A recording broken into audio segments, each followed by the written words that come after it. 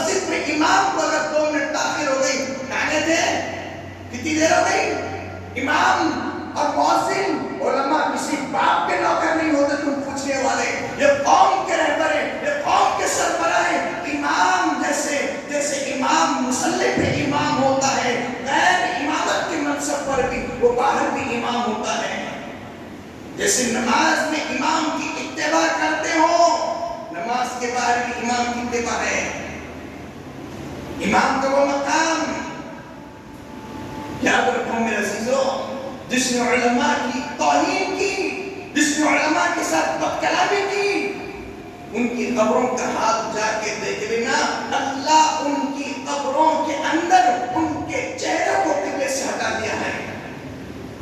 میں درد کے ساتھ کہتا ہوں، ہاتھ جوڑ کے کہتا ہوں، جس کو اللہ نے مسجد کا ذمہ دار بنایا، کبھی وہ سوچتا ہے ٹماٹر کی قیمت بڑھی، ٹیکس بڑھیا، پیٹرول بڑھیا، پیٹرول کی قیمت بڑھی، ڈیزل کی قیمت بڑھی؟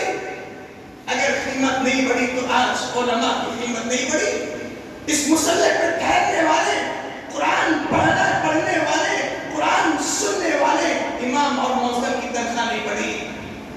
لوگ کیا بولتے ہیں ان کی تنخواہ میں برکت ہے، برکت تو ہے، لیکن یاد رکھو علماء کرام، ان کی اتنی بھی توہین مت کرو میرے بھائی، ان کی اتنی تسلیم بھی مت کرو۔ یاد رکھیے جو علماء کے تعلق سے میں صاحب یہ کھل کے کہنا چاہتا ہوں، اگر کسی کو اللہ نے ذمہ دار بنایا ہے تو ذمہ دار بن کے خدا بننے والا سن لو، جو امام پہ راج کرتا ہے کل قیامت کے دن وہ رسول اللہ کی شکل دیکھنے سے محروم ہو جائے گا۔ بہت مسجدوں میں ایسا واقعہ پیش آیا، باس کی کہتے سن کے رو لیتے ہیں۔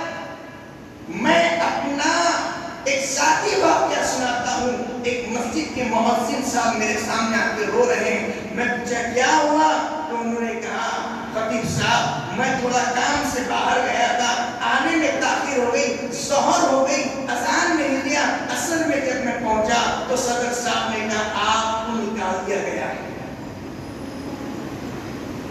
ظہر کے اذان نہ دینے پر نکال دیا گیا۔